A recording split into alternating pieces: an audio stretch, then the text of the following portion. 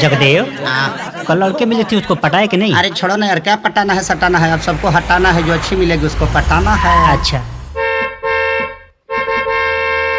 Hey you idiot, please side your scooter. अंग्रेजी देखा, हमारी स्कूटर है, भैंस के गोबर ना जे खादर पर फेंक दी। Crazy people. बाबू, तोरा ला सही लड़के बिया, धा के झूल जो।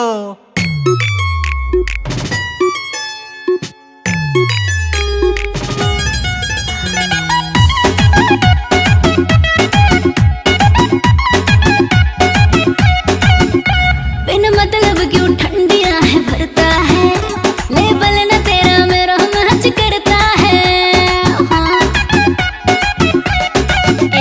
बिन मतलब क्यों ठंडियां है भरता है, लेबल न तेरा मेरा मैच करता है। मेरी ओट के आगे से तेरी स्कूटर हटा ले, समझा?